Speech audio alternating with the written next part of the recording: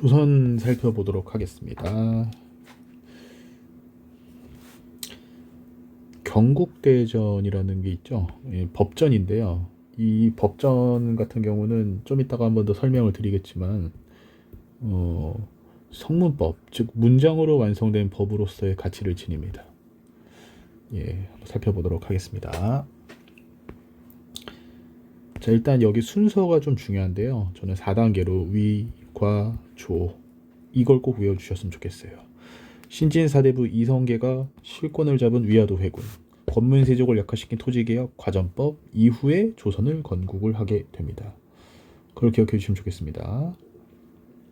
자, 여기 보면 경연이라는 말이 있죠. 이제 왕이 하는 공부를 말합니다. 왕이 하는 공부를 말하는데요. 이게 세종대왕님께서는 굉장히 많이 하셨고요. 세조는 잘 안 했습니다. 그리고 성종 때 홍문관이라는 관청을 설치를 해서 아예 경연을 전담하게 하기도 합니다. 자, 이걸로 한번 살펴볼게요. 여기로 한번 살펴보면, 자, 좀 해상도가 낮은데, 6조는 국정을 총괄합니다. 삼정승 합의체라고도 하고요. 중서문화성 비슷합니다. 고려. 그리고 이 6조는 집행을 하는 기구라고 보시면 되고, 왕의 경찰의금부, 왕의 비서 승정원입니다. 비서. 그래서 이 둘은 왕의 권한을 높이는 역할을 한다고 하고, 조선의 꽃인 삼사입니다. 사원부 사관은 홍문관으로 구성되어 있는 삼사는 권력의 감시 그리고 언론 기능을 담당했다라고 하고, 고려시대 대간이랑 비슷한 역할을 한다고 보시면 될 것 같아요. 자, 이런 내용이 여기 적혀 있는 거라고 보시면 될 것 같아요. 그래서 의정부는 주요정책 심의, 6조는 행정실무 직접 일을 했다는 거죠. 그 다음에 왕의 비서기관으로 승정원, 경찰기관으로 의관부, 사원부 사관원 사무관의 사원부 사관원 홍문관의 삼사는 언론으로서의 역할을 한다. 기억하시면 되겠습니다. 언론이라는 건 권력 독점과 비리 견제를 말합니다. 자, 여기 춘추관도 있네요. 조선왕조실록이라고 하는 역사서를 편찬을 하게 된다라고 보시면 될 것 같고요. 과거 시험에 대한 얘기가 나오는데, 고려와 달리 고려에는 식과되지 않았던 묵과를 해서 군인을 양성했다는 사실을 알 수 있습니다. 자, 육조직계제와 의정부 서사제라는 말이 나오는데, 왕의 권력이 강할 때는 육조직계제입니다. 주로 태종 그리고 세조가 실시를 했어요. 의정부 서사제는 세종대왕님께서 하셨는데, 왕권과 신권의 조화라는 말은 이때 많이 사용이 됩니다. 여기 보시면 육조직계제, 의정부 서사제 글이 있는데, 자, 일단 태종실록인 거 보고 육조직계제인 거 추론할 수가 있고요. 보시면 알겠지만 여기 보시면 6조로 하여금 바로 아르게 한다. 그러니까 6조가 임금님한테 바로 보고를 한다는 거예요. 반면에 여기 6조는 어떻게 해요? 먼저 의정부에 하리고 의정부가 임금께 하랜다. 그림을 한번 그려볼게요. 그러니까 왕, 의정부, 6조가 이렇게 있을 때 6조가 의정부에 갔다가 왕으로 가면 이게 서사제, 왕권과 신권의 조화, 세조. 근데 6조가 바로 왕한테 가고 왕이 바로 6조한테 간다. 그러면 이건 직계제, 강력한 왕권 중심이 되고 태종과 세조가 이걸 했다. 이걸 꼭 기억해 주시면 좋겠습니다. 자, 여기 보시면 다시, 그럼 세종대왕님 역할이 엄청 업적이 중요하죠. 세종대왕님의 집현전, 그 다음에 훈민정음. 세조 같은 경우에는 쿠데타, 계유장난이라는 사건으로 왕이 되거든요. 그래서 강력한 왕권 6조 직계제, 집현전 폐지해버립니다. 왜? 여기서 사육신, 생육신 같은 쿠데타 사건이 몇 번 일어났고 경연도 열지 않았습니다. 성종은 홍문관을 설치해서 경연을 부활했고, 경국대전을 완성했다는 게 굉장히 중요합니다. 경국대전 완성시킨 거 성종입니다. 그래서 경국대전 완성종 이렇게 기억해 주세요. 자, 조선의 기본법전 경국대전 여기 나와 있죠. 나라를 경영하는 법전이라는 뜻이고, 조선의 유교법치 국가의 모습을 보여준다 이런 얘기를 합니다. 사리미라는 사람들이 나오는데, 이게 조선이 건국될 때 공민왕 때 등장됐던 신진 4대부가 두 개의 파벌로 나뉘게 됩니다. 그 중에 조선을 건국했던 급진 정도전 세력이 있었지만 조선 건국에 반대했던 온건 정몽주 세력의 후손들은 조선에서 벼슬하기를 거부하고 낙향 고향으로 내려가서 선비들이 되어 그리는 이들이 사림이라고 합니다. 그리고 이들은 성종 때에 이르러서 세조 때 공을 세워서 권력이 강력했던 훈구파를 견제하기 위해서 성종이 등용을 하게 됩니다. 여기 보이시죠? 세조가 왕위에 오르는데 권력했던 훈구 세력은 엄청난 권력을 독점하게 되거든요. 이에 성종은 사림을 등용하여 훈구를 견제 왕권 안정을 이루고자 하였다. 사림의 첫 등장입니다. 사림에 대해 몇 가지 살펴보면 일단 조선 건국은 반대했고 향촌의 자리를 잡았으며 그 다음에 이게 중요한데 덕으로서 동치한다 왕도 정치 향촌이 스스로 다스려질 수 있는 향촌 자치를 굉장히 강조합니다. 권력을 견제할 수 있는 역할인 삼사에 주로 비판을 했고요. 정리된 여론, 조선을 공론의 정치라고 하는데 이 공론에 따라 정치를 운영해야 된다고 굉장히 주장을 합니다. 사화가 총 4번 일어나요. 여기 보시면 무오, 갑자, 기묘, 을사. 그래서 무, 갑, 기을 아니면 무오, 갑자기 이렇게 보시면 좋은데 특히 이 중에서 제일 중요한 건 조광조의 개혁 정치로 나오는 기묘사가 중요합니다.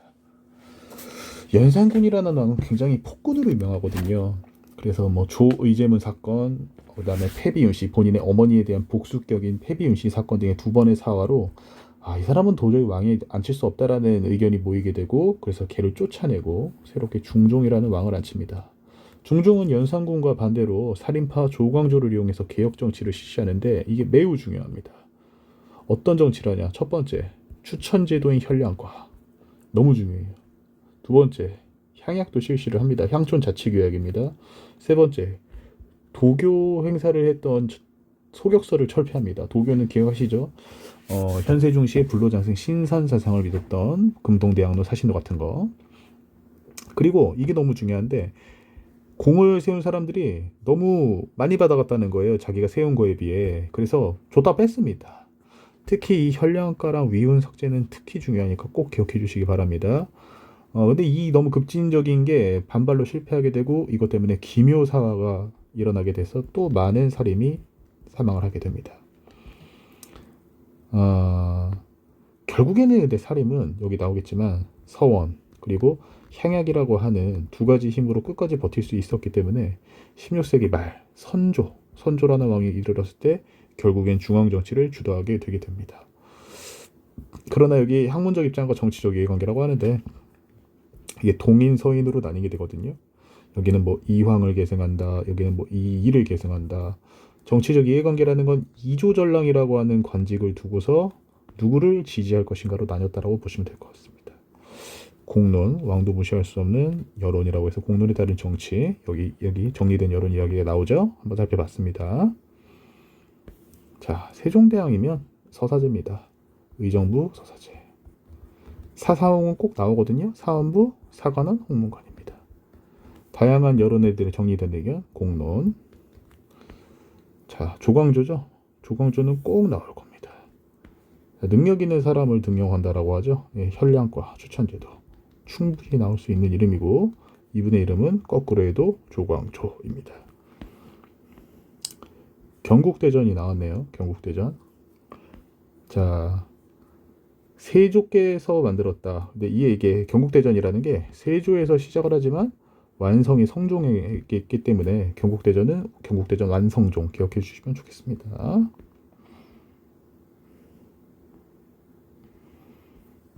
여기 뭐 경국대군의 반포의 의미는 본문에서 찾으라고 하는데 유교적 법치국가의 틀을 잡았다 이렇게 보시면 될 것 같아요.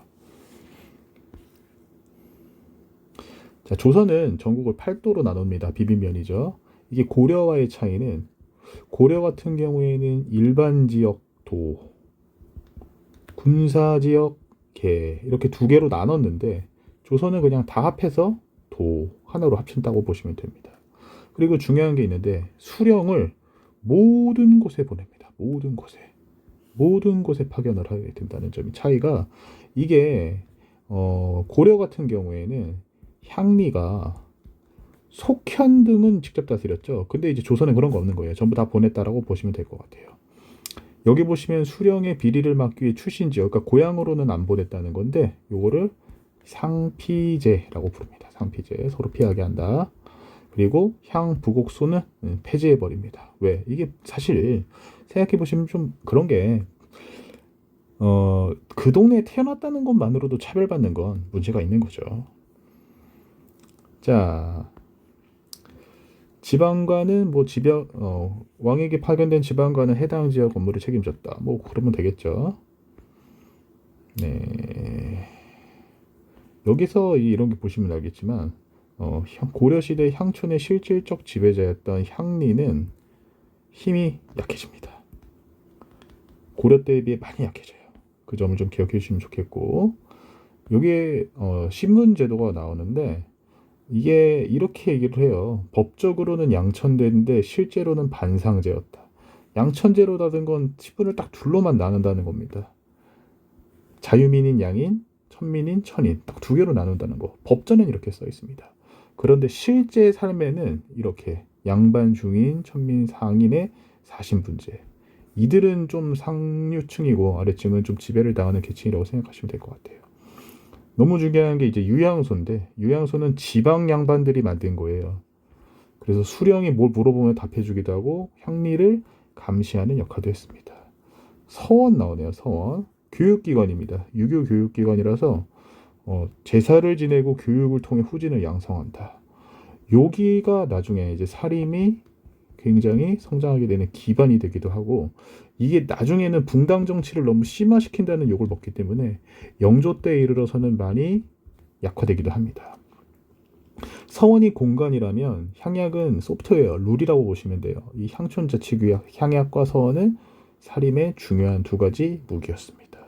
여기 소수서원이라고 있는데 백운동서원이라는 이름이 원래 처음이었는데 왕한테 간판을 하사받아요. 그러니까 액자를 하사받았다라고 해서 하사할 사자에 액자액, 여기 사액서원이라는 표현을 쓰게 됩니다. 중위는 두 개가 있어요. 두 개가 있는데 뭐 양반과 상민 사이 계급인데, 첫 번째 이런 의관과 역관 같은 기술직이 있고, 또 하나 양반의 첩에서 태어난 서얼들도 중인인 거예요. 자, 이 둘은 결론부터 말씀드릴게요. 서얼이 특히 좀 중요한데, 서얼 같은 경우에는 과거 시험을 응시할 수가 없었어요. 그래서 어떻게 되냐, 과거 좀 볼 수 있게 달라 집단 상소를 좀 올립니다. 그래서 이따 나오겠지만 정조대왕께서 이걸 좀 받아들여서 일부 서울을 등용했다는 얘기도 있습니다. 중인들도 집단 상소 운동을 한 적이 있는데 이건 효과가 없었습니다. 여기 보면 중인들의 신분 상승 운동이라고 하는데 이건데 효과는 크게 없었다라고 보시면 될 것 같아요. 여기 보시면 이제 산원공상이라는 표현이 있죠. 조선은 대놓고 신분의 귀천이 있었습니다. 선비가 최고요. 그 다음은 농사꾼이고, 그 다음은 공인이고, 그 다음에 장사꾼이 제일 낫다라는 얘기를 했었다라고 얘기를 합니다. 상민들의 삶은 어땠을까? 뭐 법률상 자유민이기 때문에 과거 응시할 자격은 있었지만 바빠서 힘들었다, 매우 어려웠다라는 얘기가 있죠. 세금의 의무가 있고요. 그 다음에 특산물도 내야 하고요. 다시 정리해 보면 수확량, 세금, 공납은 특산물, 역은 군대 가는 거라고 생각하시면 됩니다.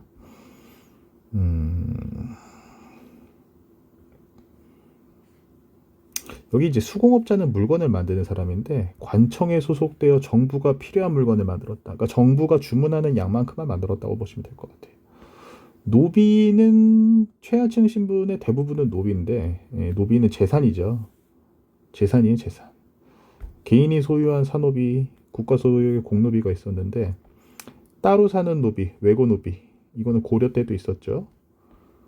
자, 조선 전기에는 고려 때처럼 일천 직천이 유지가 됐는데 나중에는 이게 어떻게 바뀌냐면 노비 종모라고 해서 엄마의 성을 따르게 돼요. 엄마의 성을 따르게 돼서 바뀌게 된다고 기억하시면 되겠습니다. 서얼이죠, 서얼. 자, 토산물을 바치는 건 공납제도입니다. 따로 사는 건 외거, 노비입니다. 여기 니은에 해당, 법제적에, 법에는 양인과 천인으로 나뉘는 양천제라는 거. 여기 니은은 그 그 상민들이겠죠. 일반 상민들이라고 생각하시면 될 것 같습니다.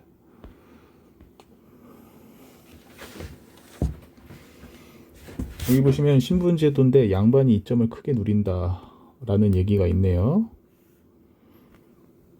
자, 역관이면 통역관이죠. 중인이에요. 당상권으로 진급하면은 어쩌고저쩌고 얘기하는데 당상권으로 갈 수가 없다. 그러니까 중인이 높은 관직에 올라갈 수 없다는 내용을 말하는 것 같습니다.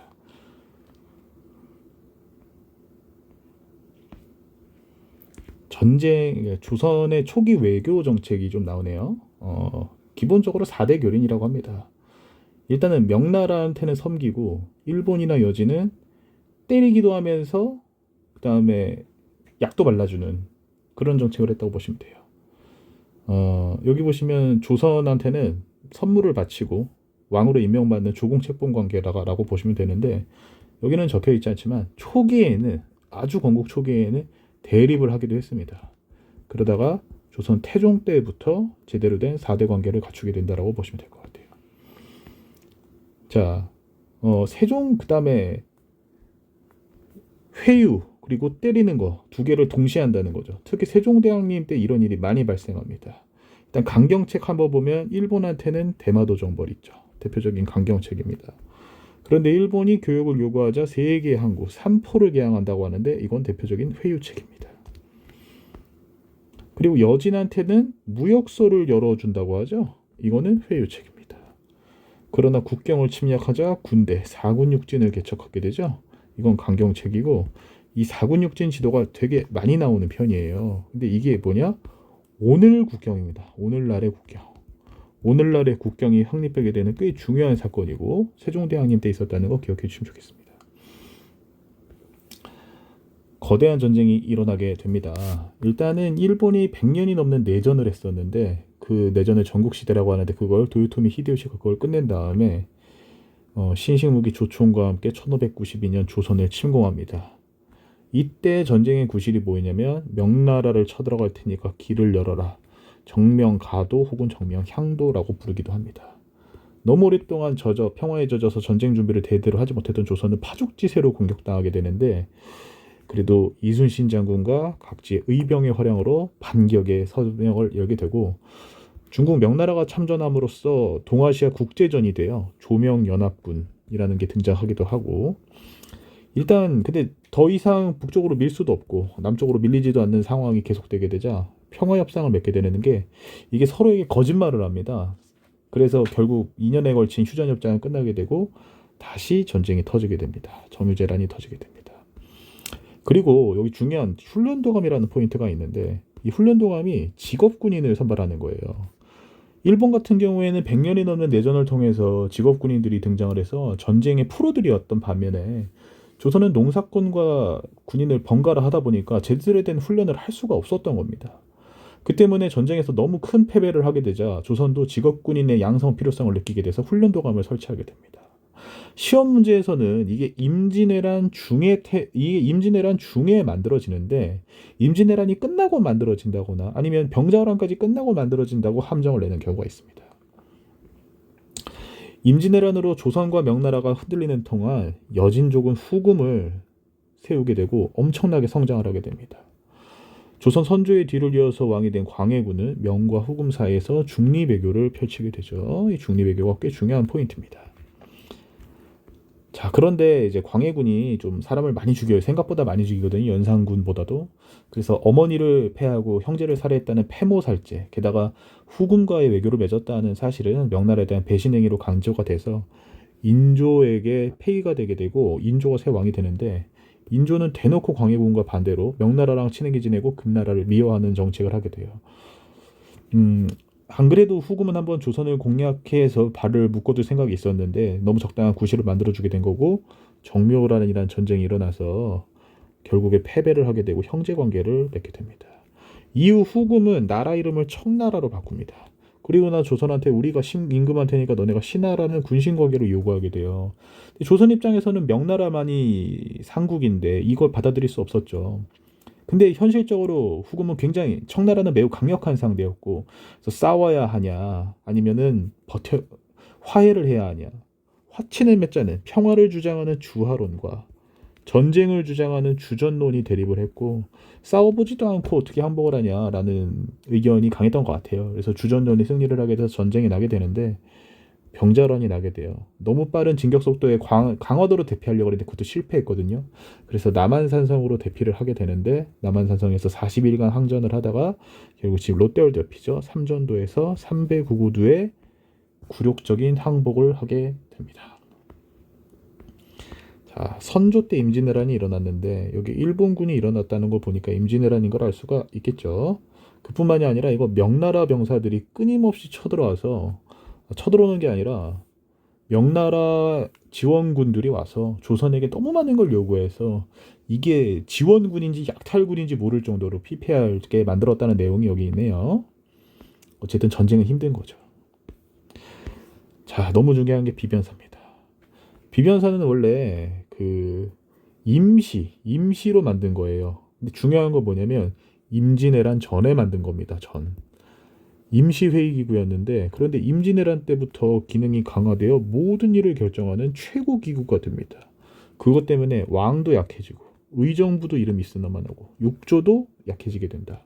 비변사의 기능 변화 꼭 기억해 주시기 바랍니다. 자, 붕당정치라는 건 아까 선조 때 동서분당이 일어나면서 본격적으로 일어났죠. 여기 붕자가 친구라는 뜻이라서 초반에는 그래도 나름 인정할 건 인정하면서 상호 경쟁적으로 잘 썼는데 이제부터는 좀 달라집니다. 동인과 서인 중 동인이 남인과 북인으로 날리게 되고 그중에 광해군은 중립외교가 키워드인데 이 북인들과 함께합니다. 그러다가 인조반정으로 집권한 서인은 남인과 함께 권력을 잡게 돼요. 그런데 현종 때 너무 중요한 두 차례 예송이라는 건 여기 나오겠지만 상복을 효종이 죽자 효종의 인조 대비가 이 상복을 몇 년 입어야 되나 이걸로 싸운 겁니다. 그래서 어떻게 이제 나뉘게 되냐면 남인 같은 경우에는 3년을 입고 서인 같은 경우에는 1년을 입자 주장을 하는 데에서는 1년이 승리하게 되고 이게 1차 예송입니다. 2차 예송에서는 남인은 1년을 서인은 9개월을 주장하는데 여기서도 또 1년이 승리하게 되는 남인과 서인의 의견이 점점 멀어지게 되는 이게 현종은 예송이다. 꼭 기억해 주시면 좋겠습니다. 현종은 예송 꼭 기억해 주시면 좋겠어요. 자, 그 뒤 왕이 된 숙종은 강력한 왕권을 위해서 너무 중요한 포인트거든요. 환국을 단행을 합니다. 환국 같은 경우에는 총 3번에 걸쳐서 환국이 일어나는데 일단 숙종 같은 경우에는 이 환국 꼭 기억해 주세요. 이게 일당 전제화라고도 해요. 이 환국이라는 게 주도 붕당을 급격히 바꾸는 정치 체제라고 얘기하잖아요. 환국은 3차례 발생하게 되는데 1, 2, 3에서 첫 번째는 서인이 승리를 하고 남인이 패배를 합니다. 그리고 두 번째에서는 오히려 남인이 승리를 하고 서인이 패배를 해요. 그러나 최종적으로는 서인이 승리를 하고 남인이 패배를 하는데 이 과정에서 피비린내 나는 복수 같은 게 일어나게 되고 붕당 관계가 이제 상호 견제가 아니라 상호 비난, 상호 원수 같은 관계가 된다고 보시면 됩니다. 결국에는 살아남은 이 서인이 살아남게 되거든요. 서인이 살아남게 됐는데 남은 남인을 어떻게 처리할 거냐를 두고 소론과 노론으로 나뉘어서 붕당은 또 새로운 페이지를 열게 됩니다. 여기 보시면 알겠지만 3, 4의 언론기관 역할 상당하고 자기 붕당만의 이익을 대변하면서 붕당 관계가 붕당이 완전히 변질된다라는 표현을 쓰게 돼요. 붕당의 대결이 너무 심해지자 영조는 붕당하지마라는 탕평을 얘기를 하게 돼요. 일단 여기 중요한 포인트. 붕당의 근거지인 서원을 정리한다. 균역법은 이제 군포는 군대 가는 거 대신 내는 세금이거든요. 1년에 2필 내던 걸 1필로 줄이는 농민의 부담을 줄여주는 제도를 하게 됩니다. 부족부는 결작이라는 걸 걷게 되고요. 정조는 남인과 소론을 등용해서 골고루 등용하는 탕평을 하게 되고 세종대왕님께 집현전이 있다면 정조대왕님께는 규장각이 있고요. 강력한 권력은 군대에서 나온다. 장영령이라는 군대를 설치하고 정조대왕께서 소화했던 게 수원 화성을 통해서 여기로 수도도 옮기시려고 했었어요. 수원한성을 건설하는 일을 하시게 됩니다. 여기 탕평체라는 게 있네요.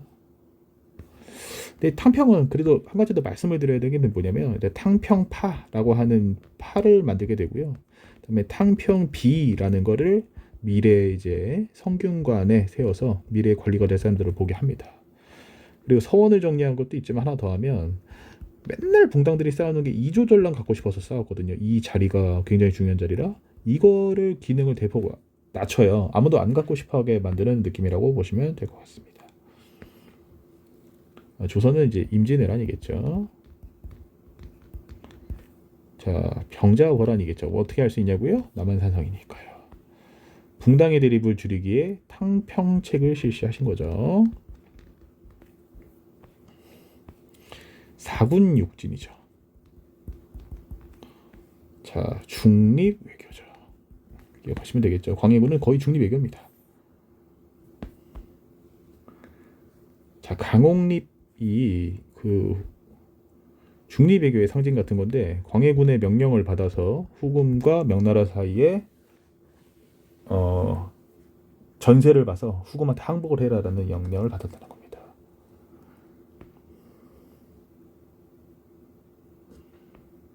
여기 지금 왕을 폐위한다고 하죠. 광해군을 폐위해서 인조가 왕이 되는 인조 반정 사건이라고 보시면 되겠습니다. 여기서 적은 후금입니다. 보시면 중요한 게 광해군의 중립외교에서 인조의 친명배금으로 바뀐 걸 물어보는 겁니다. 명나라랑 친하게 지내고 금나라랑은 이제 안 놀 거야. 그래서 이건 광해, 이건 인조다 이렇게 보시면 되겠습니다.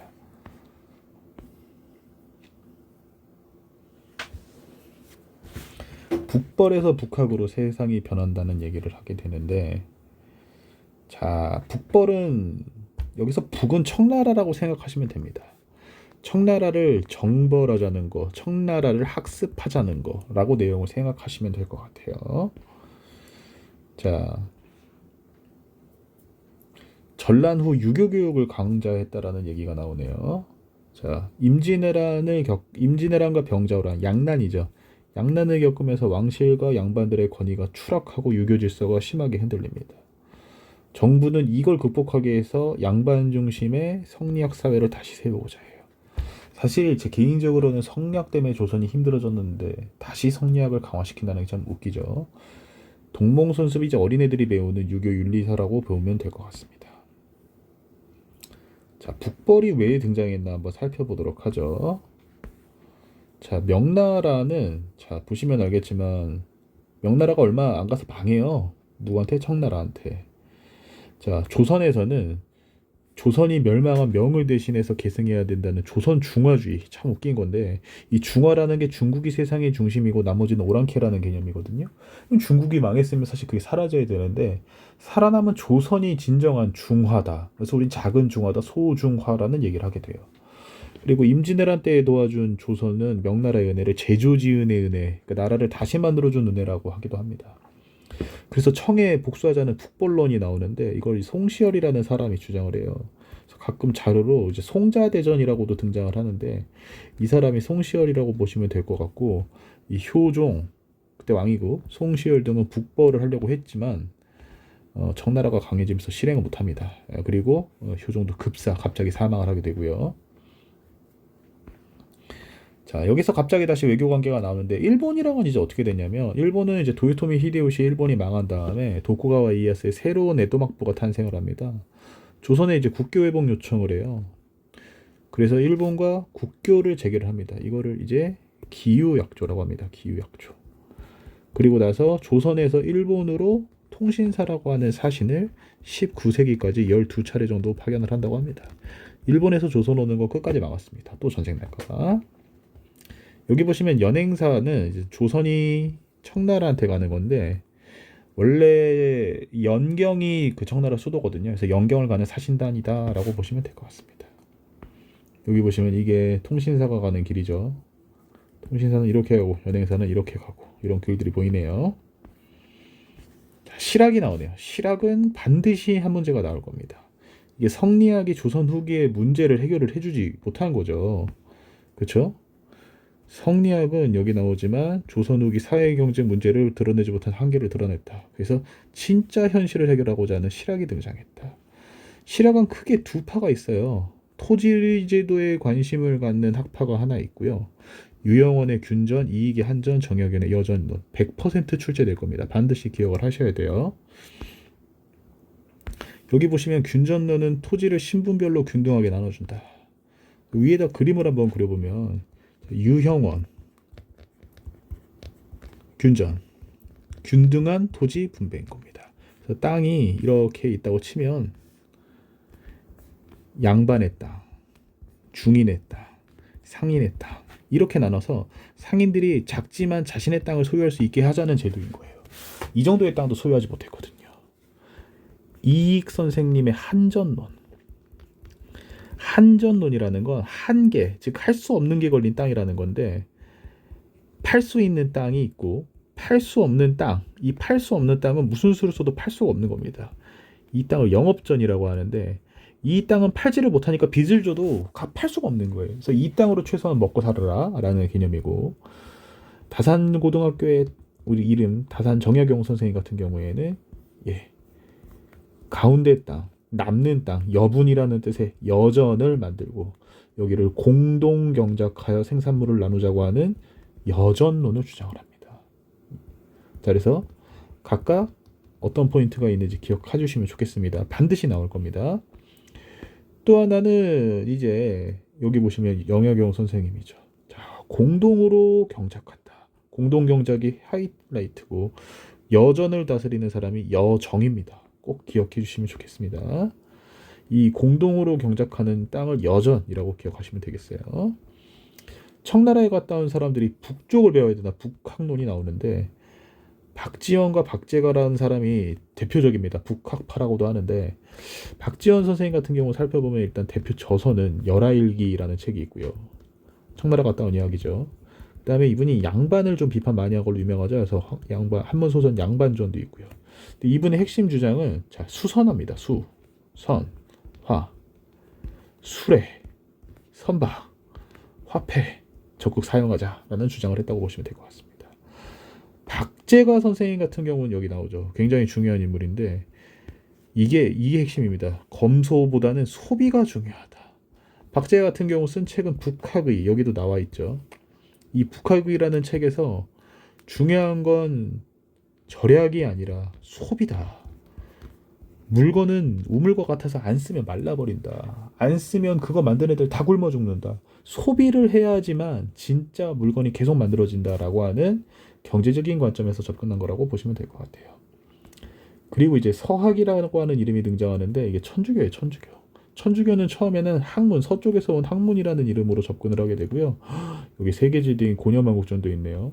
원래 옛날 지도 보면은 중국 딱 가운데 있고 중국이 딱 가운데 있고 한국 이만하게 있고 세상의 중심을 중국으로 표현했는데 이 고려만국전도를 보면 중국이 절대 세상의 중심이 아니거든요. 그래서 조선 지식인들한테 중국이 세상의 중심이 아니구나 라는 생각을 알려주게 되었다라고 합니다. 이건 동몽선습이죠. 이게 왜 중요한지 모르겠습니다. 토지 매매하지 못하게 한다. 한계가 걸린 토지, 한전론입니다. 북학의, 그 다음에 이건 박재가죠. 박재가 선생님한테 기억하셔야 되는 것보다 소비가 중요하다. 자, 이렇게 간 사신을 말하는 거죠. 이거는 통신사. 이렇게 간 사신 말하는 거죠. 연행사. 기억해 주시면 되겠습니다. 자, 여기 송자대전 나오죠. 전 이 이름만 봐도 알 것 같아요. 뭐예요? 오랑캐 원수를 갚자 이런 얘기 하잖아요. 북벌입니다. 북벌. 배울 건 배우자. 박지원 선생이 북학입니다.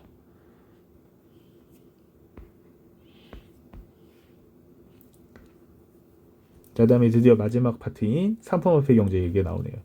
상품화폐 경제라는 말부터 좀 보실 필요가 있는데 상품을 화폐로 바꾸는 겁니다. 조선은 기본적으로 물물거한 경제예요. 왜? 돈을 안 믿거든요. 배고플 때 못 먹으니까. 근데 이제 조선 후기가 되면서 이제 여러 가지가 생겼다라고 보시면 될 것 같아요. 반드시 출제된 모내기법입니다. 원래 쌀을 키울 때는 씨앗, 벽씨를 땅에 뿌리는 직파라는 방법을 썼는데 이게 잡초도 많이 나고 사람도 많이 들어서 생산량 대비 노동력이 많이 들어서 효율이 떨어졌거든요. 그런데 이제 모내기법을 하게 되면 아시겠지만 한 무릎 정도 자란 모를 줄 맞춰서 이렇게 심는 거예요. 이렇게 하면 장점이 뭐냐면 생산량이 어마어마하게 늘어납니다. 진짜. 뭐 하나의 땅으로 두 배, 그러니까 벼를 심고 보리도 심을 수 있고 잡초 안 뽑아도 되고 그리고 튼튼한 것만 골라 씹을 수가 있기 때문에 엄청나게 수확량이 늘어나게 돼요. 노동력은 감소하고 그리고 벼랑 보리를 한 땅에 심는 이모작도 쉽게 되고 그래서 이제 10명 일할 걸 1명만 일하면 되는 거예요. 이게 이제 노동력이 절감이 된 거예요. 그러다 보니까 적은 농민이 많은 땅을 농사짓는 광작, 넓을 광자를 쓰는 겁니다. 그래서 부자 농사꾼이 되는 사람들도 있지만 일자리를 잃은 대부분은 어떻게 해요? 도시나 광산으로 이동해서 노동자가 되어버립니다. 그러니까 이게 이 흐름이라고 기억하시면 됩니다. 모내 기법이 가져온 바람이 뭐냐? 모내 기법은 생산량은 늘리고 노동력은 감소시키고 넓은 영역을 강조하는 광작이라는 게 가능케 해서 누구는 부자 농사꾼이 되고 누구는 가난뱅이 임노동자가 된다라는 겁니다. 그리고 이제 생산량이 많아지자 먹을 게 낙락해지잖아요. 이제 먹으려고 키우는 게 아니라 팔기 위해서 키우는 상품 작물. 담배나 고추나 인삼 같은 건 먹기 위해 키우는 건 아니잖아요. 기호식품이라고 하잖아요. 여기 보시면 담배 썰기. 이런 게 상품 작물이라고 보시면 되겠습니다. 자, 광해군일 때 대동법을 실시했다. 매우 중요한 법입니다. 이게 공납, 특산품을 내는 걸 쌀로 대신 내게 하는 겁니다. 쌀이나 옥점 동감으로. 조선 정부는 쌀이 필요한 게 아니라 특산물이 필요했던 건데 쌀만 모이게 되는 거잖아요. 이때 국가한테 명령을 받은 공인이 정부가 필요한 물건을 사오는 상인이 되는 겁니다. 그래서 이 공인의 등장 이퀄 상품을 화폐로 바꾸는 상품 화폐 경제의 발전을 촉진했다. 아주 중요한 포인트니까 꼭꼭 기억해 주시면 좋겠습니다. 자, 여기 보시면 독점 판매권을 없앴다라는 말을 하잖아요. 정조대왕이. 이게 신의 통공 정책이라고 하는데 조선은 특정 물건에 대한 독점 판매권을 허락했습니다. 그런데 이제 독점이라는 게 물건 가격을 높이고 혁신은 느려지는 단점이 있잖아요. 그래서 정조가 이걸 없애자 각지에서 사사로이 움직이는 상인들 사상이 등장했다는 겁니다. 주요 도시를 중심으로 하는데 서울의 경광상이, 의주의 만상, 특히 개성의 송상이 특히 유명했습니다. 중개무역 많이 했거든요. 그 다음에 이제 포구, 이제 강가에 있는 배를 두는 곳이 아주 중요한 상업의 중심지가 돼요. 왜냐하면 옛날엔 강이 지금의 고속도로, 철도 역할을 다 대신했기 때문입니다. 그리고 5일에 한 번 열리는 걸 5일장이라고 하는데 그 5일에 한 번씩 열리는 장들을 돌아다니는 보따리 상인들, 소부상들이 엄청나게 활동을 하게 됩니다. 수공업자는 나라에서 시켜서 하던 게 이제 민간인들이 스스로 만들게 되는 민영 수공업을 하게 됩니다. 이게 공인이 등장하기도 하고 물건이 많아지니까 일부 상인들은요 원료랑 자금을 미리 줘요. 즉 선불로 주는 겁니다. 선불. 그러면 공인 입장에서는 선불로 돈을 준 사람 물건을 먼저 만들어 줄 거 아니에요. 그래서 이게 대부분이 유명해지고 이 제도를 선대제라고 얘기하게 됩니다. 자, 그리고 이렇게 상업이 발달하다 보면 어쩔 수 없이 화폐를 쓰게 돼요. 동전을 쓰게 되는데 이 화폐로 제일 유명한 게 바로 우리가 흔히 엽전이라고 부르는 이 상평통부가 등장을 하게 된 겁니다.